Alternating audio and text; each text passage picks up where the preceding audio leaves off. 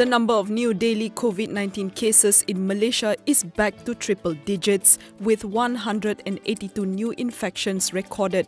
181 were local transmissions, with 90 being Malaysians, while the single imported case involved a foreign national. Of the local transmissions, 167 cases were recorded in Sabah, while 14 were from Kedah and 1 in Selangor. It is worth noting that Sabah is holding its state election soon on September 26th, with nominations taking place tomorrow. The latest figure brings the cumulative tally to 9,810 cases. Meanwhile, 14 were discharged today, taking the total number of recoveries to 9,181 for a recovery rate of some 94%. There were no deaths recorded for the day, keeping the death toll at 128.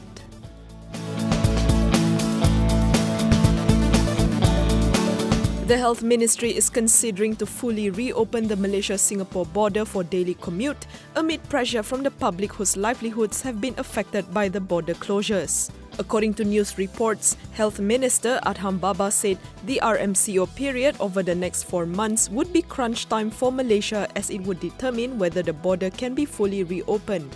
He added that in the meantime, the authorities will be taking a more systematic approach in areas such as border control, physical distancing, and the use of personal protective equipment.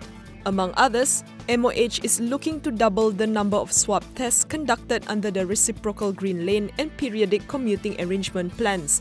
More than 2,000 COVID-19 tests are conducted daily for those travelling to and from Singapore under RGL and PCA.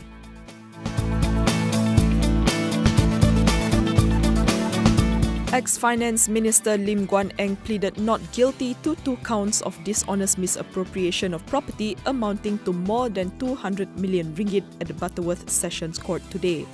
Specifically, Lim was accused of releasing 2 plots of land to Zenith Urban Development and Iwin Zenith, which are linked to Penang's underground tunnel project between February 17, 2015 and March 22, 2017.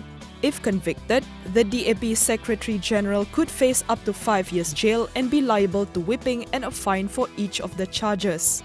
Judge Ahmad Azhari Abdul Hamid allowed the case to be transferred to the Kuala Lumpur Sessions Court and fixed October 12 for mention. Lim, who is also a former Penang Chief Minister, was previously slapped with 2 graft charges related to the controversial tunnel project. He also faces another unrelated charge of abuse of power in relation to a bribe purportedly received by his wife Betty Chew.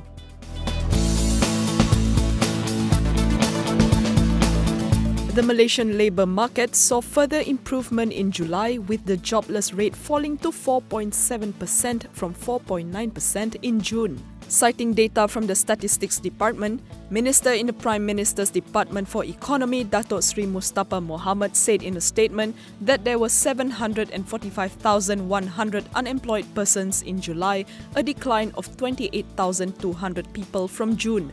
This marks the second consecutive month of declining unemployment after May's record of 5.3%.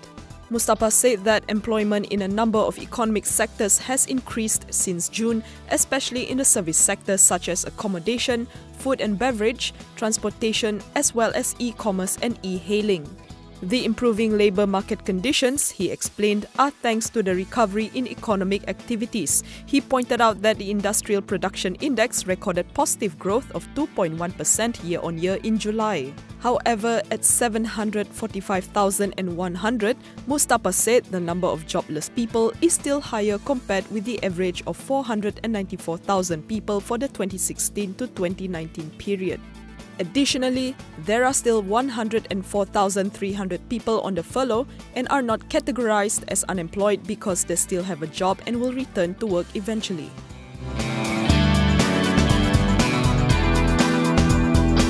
Sugar manufacturer MSM has clarified that irregularities involving its inventories are related to an adjustment to write-off inventories amounting to 36.6 million ringgit in MSM Sugar Refinery, Johor.